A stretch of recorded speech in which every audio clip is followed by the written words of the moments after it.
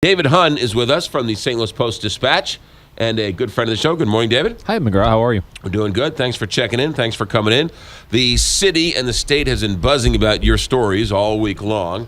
More talk about all of the lawsuits and the counter lawsuits and Plan B now for the downtown stadium. First, let's talk about, and I know you were checking as we were going to break, but David Dowd, who, believe it or not, is a relative, in terms of full disclosure, of Andrew Dowd. Of course. Because he's a lawyer, and he's a Dowd, and he's from St. Louis, so they're all related somehow. There's a couple Dowds around here. There are a couple of Dowds who have law degrees. But he postponed one of the hearings. Yes, he postponed the first hearing. The first hearing. Right. So this was going to be a really interesting moment that people just by itself were really interested in. So this week was already going to be, worth watching. Yes. Because for the first time, we were going to get kind of an airing of the arguments publicly. Yes. On some of this funding stuff.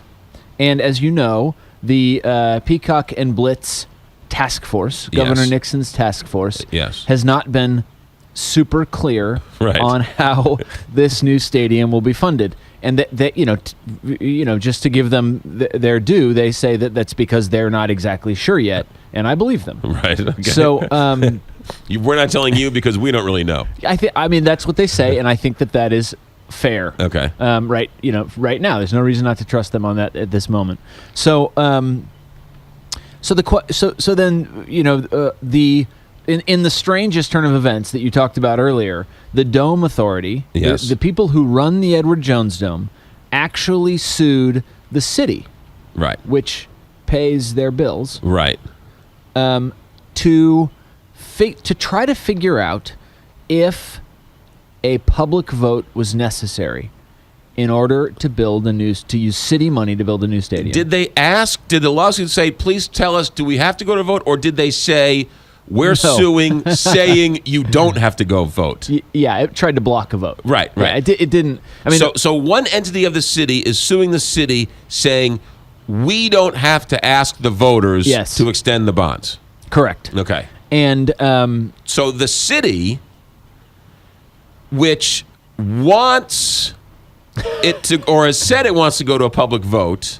No. Oh, it hasn't said it. No. So that's an interesting point. Hold that thought for a second. All right. So the city said, once that lawsuit was filed, the city said, we are going to vigorously defend our law, which says there has to be a public vote on any spending of taxpayer money on new stadiums. That's roughly the language. Got it.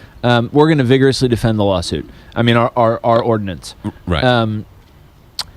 At the same time, Mayor Francis Slay has come out repeatedly and vociferously in support of the stadium, right? I mean, it is correct. It is a redevelopment of 90 acres that have languished. Right. I think, again, with every good reason, somebody would want to see that redeveloped. Sure. Whether or not that's a stadium, that's a different argument. Right. So now back to your point, which was what again? The stadium, the city, an entity of the city is suing itself, and the state and the city, while Slay is against his own law, is going to defend his law against a lawsuit which he is in favor of. Oh, that was the point. Was has he come out and said that he wants a public vote? Right. And I thought Rainford said that any vote was going to go to or any stadium funding wasn't going to the people. Any new stadium funding. Oh, that's right. So everybody's bandying words a little bit, right? Right. I mean, all sides. And so the question becomes: is this new money? Right. Yeah, you're right. In 2012, the mayor said, if we're going to build a new stadium, if we're going to update the Edward Jones Dome, which was what they were talking about then, any significant money or any new taxpayer money will go to a public vote. Well, now suddenly this stuff comes out in January, and it's just radio silence. Right. Slay doesn't say anything. Nobody says anything on whether or not they think there's a public vote needed. Nixon and his staff, Nixon not directly, but his staff, said they did not think there was a legislative vote needed. Right. We'll get to that in a second. Let's say in the city for a second. Yeah, okay. Because the city... This isn't complicated, is it? It makes this one of all of them makes your head hurt. And that's why David Dad called in sick, because he's like, I can't figure this out. I'm going on vacation. Maybe he had a headache, but just knew what was coming. Hopefully the NFL makes this decision for me, and this becomes moot regardless, because I can't figure this out. Oh, that's a great point. So, so this is from... I guess we're finding out that the original legislation that was passed by the voters with the city, the county, and the state didn't have a sunset clause in it, and that this motel hotel tax is going to be collected in perpetuity.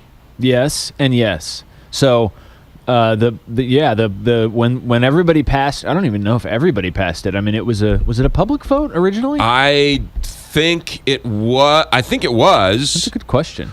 I think it was in the city, it wasn't in the county, and the state did it on their own through the legislature. So yeah, I mean, it became a law. It became a state law. Right. And the Dome Authority, the public board that runs the Edward Jones Dome, is a state body. Okay. Strangely, it's actually not a city body. Right. There's this clause in the...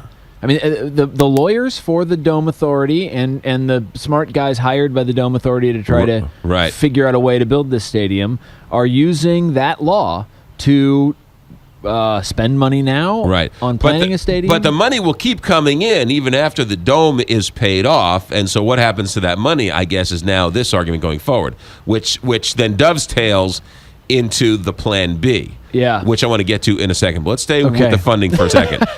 So that's what's going on in the city. That vote or that lawsuit was at least delayed because the judge got sick. Hey, hold on now, one sec though. Yeah. So the money that the hotel motel tax money, both in the county and in the city, can be used for any tourism. Correct. It doesn't have to just be used for the stadium. Right. All right, go on. Okay, so now 6 legislators, according to your story in the paper, David Hunn, STLTODAY.com, is suing the governor because the governor is saying, hey, the state's portion of this money, which is allocated by the legislature, can still be extended to something else without a vote of the legislature. Yeah.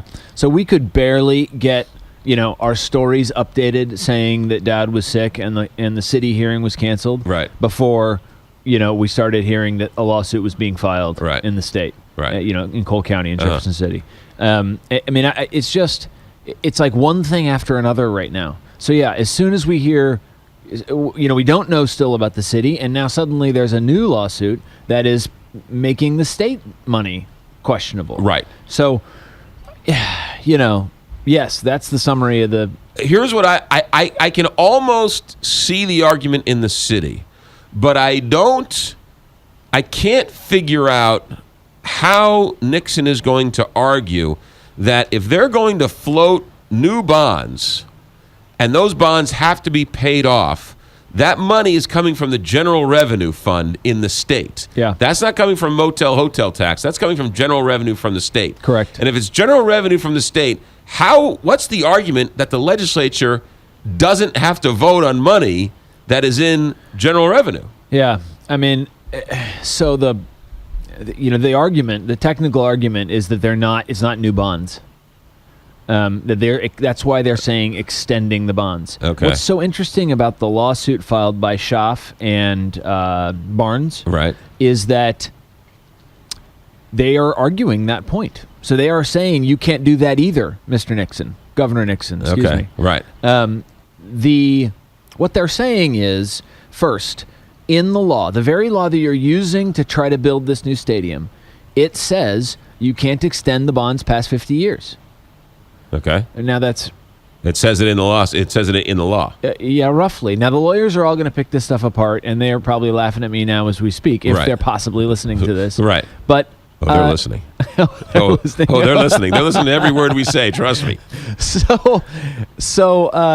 They're gonna argue that point. What exactly does the law say? What did it mean? What did it intend? I mean, as my colleague Bill McClellan said in I think yesterday's paper, he can't wait to hear someone go up to the judge in Cole County and say, "No, sir, really." This law that we passed 2 decades ago was intended to build a second stadium also. Right. Because that's going to be interesting. And the word adjacent gets in there as well. Yeah, so then there's all these technical problems. One of them is it says the stadium has to be next to the existing convention center. Well, the Edward Jones Dome is.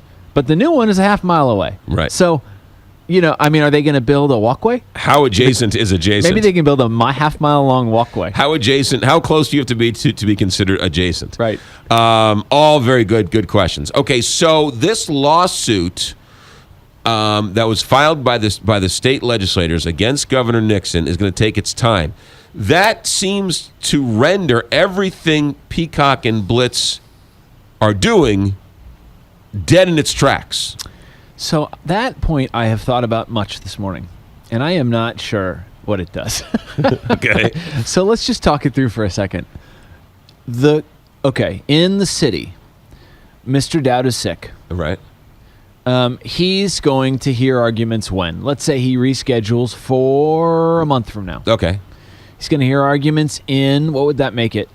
I'd make it July 1. Okay, July 1. So let's say he hears arguments at the hey, let's give him the end of June. Okay? Right.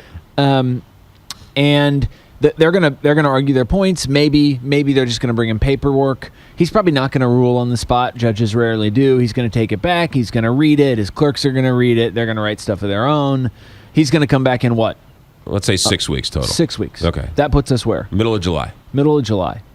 So middle of July, he comes back with a ruling. Right. In the best case scenario. Right. Well, how far along are we? I mean, if he comes back in the middle of July and says, I'm sorry, you have to have a public vote, that definitely changes the game for Peacock and Blitz. Right. But what if that doesn't happen?